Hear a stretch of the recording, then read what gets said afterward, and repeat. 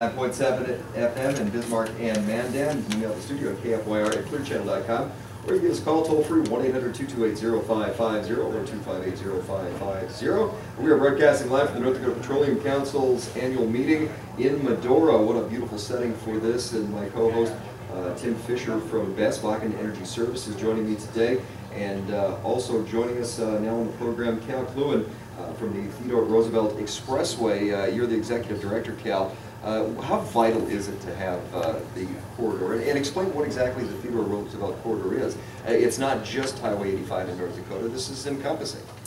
Right. The Theodore Roosevelt Expressway is a national priority highway system. In the national highway system, my particular area, the Theodore Roosevelt Expressway, extends from Rapids City on up through the Port of Raymond in Montana on up to Regina.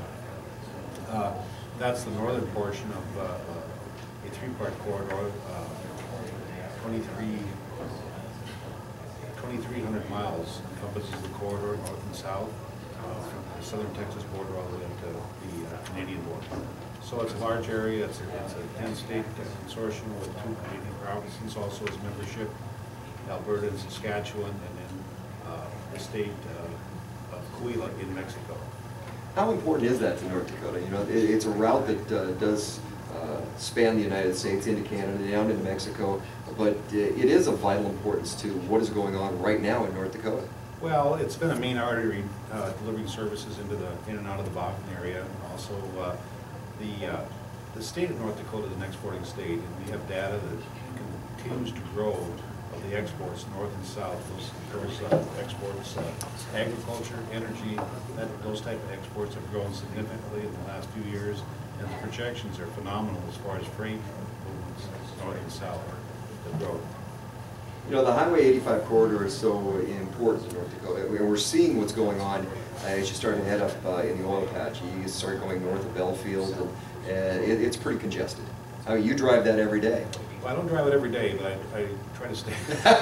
Try to stay off it. It's your corridor, and you try to.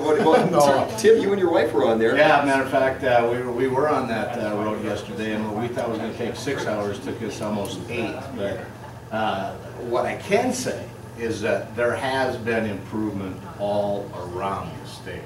So what it was compared to 3 years ago, there's tremendous improvement. So we're just looking forward to what the future is going to be out here in North Dakota and the surrounding area. Yeah, in our leadership in the state of North Dakota, recognizing the issues, and it takes time to get us all in the forefront, the fast development, that type of thing. But one of the things being involved with this and economic development in western North Dakota, we always felt that Highway 85 was a key tool for our economic development issues for these rural areas in western North Dakota, long before this, the boom with the Bakken. You take an example of the city of Walker City, which is in the middle of this right now.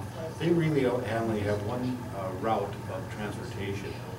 Highway 85 is key to them. Of course, there's Highway 23, State Highway 23, but US Highway 85 is key to them to move their products, being an agriculture community at the time and also an energy community. They have no rail. They have to rely on the highway system, and a safe, efficient highway system. So that's where really years and years ago we looked at it. Cal, give our listeners a little bit of what the vision for that Teddy Roosevelt corridor is. Well, the long-term vision is a 4-lane undivided highway. And that's always been the mission. We want to show connectivity through the Ports of Plains region. For example, the southern portion of the Ports of Plains up through Colorado and into Colorado. That's mainly that portion is done. That is 4-lane. The Heartland Expressway south of Rapids City is going to be finished as a 4-lane up to the Nebraska border by 2015. Our goals right now, we're working with South Dakota, trying to coordinate and connect a 4-lane highway system north of Belfield to the North Dakota border and improve our situation here in North Dakota on south. So it's about the connectivity of connecting those states and not having bottlenecks along the states to improve the freight movement and the safety issues. Now, you're from Bowman, North Dakota, right? And I'm going to take it a little bit more local because we're talking international, or excuse me, the international from Canada on down and possibly into Mexico as these continue. Let's talk about something local. Inside of Bowman, and with the Williston Basin, Bowman being in the Williston Basin and the movement of rigs south, what would you recommend the local communities to do to help interface with what you're doing when it comes to planning? Well, I think the biggest thing is being involved with this years and years ago with trying to have the transportation system complement a community. We want to make sure that they go through their communities, make sure that the community is not neglected in using the highway system as an asset. We like to use the term reliever routes, and certainly every community up and down the corridor that is still doing these high freight movements is looking at some type of reliever route. When we throw out the term bypasses or that type of thing, especially in smaller communities, go, whoa, I think we need to do that. We need to take a look at a very long-term planning of taking and how we address reliever routes, signage, that type of thing, that keep the community viable within a transportation system. They also need to know in those rural communities, for example, they need to know and plan how their business development is going to be along a corridor or a highway system, because that's where the traffic is going to be. So that's key to those areas. May I ask one more follow-up on that? One of the Bakken Energy Service members is C.H. Robinson. C.H. Robinson, the largest third-party logistics company in the world. Right. Do you work with companies like C.H. Robinson? Do they contact you and say, here's the bottlenecks that we see, here's what we would, where we would like to have some improvements? How much interaction is there amongst the private companies such as that? Well, there is on some of the local companies. We've certainly had, C.H. Robinson, I have not talked directly with them, but the local freight companies, such as the ones that are working in the oil field, and also even agricultural companies are moving product up and down the corridor. We talk to them consistently, and they've given us their advice, and we always invite them to comment to the, through the comment period for some of the improvements that are going to go along the corridor.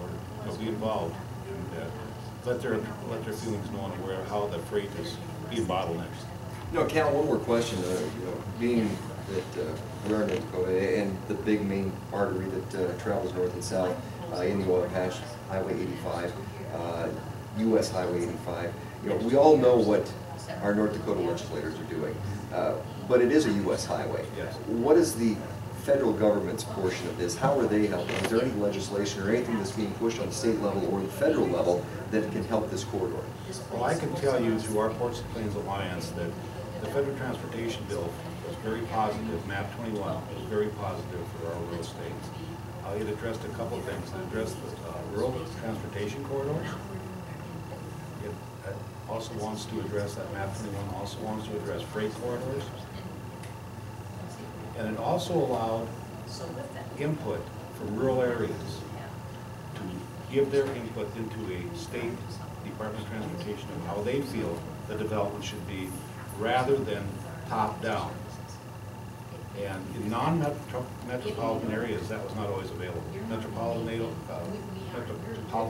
areas, they could always give their concepts because they had planners that would give that information to the DOTs. Now, I believe in this new highway bill that you can have, the DOTs can come into your area and ask you, how do you feel your future transportation needs should be met? Thank you very much, Cal, for coming on the program this afternoon. Of course, a great conference out here, and Highway 85 is such a key part of what is going on in the oil patch. And the Teddy Roosevelt Expressway is going to be a key component of what we have here in Prosperity out in western North Dakota.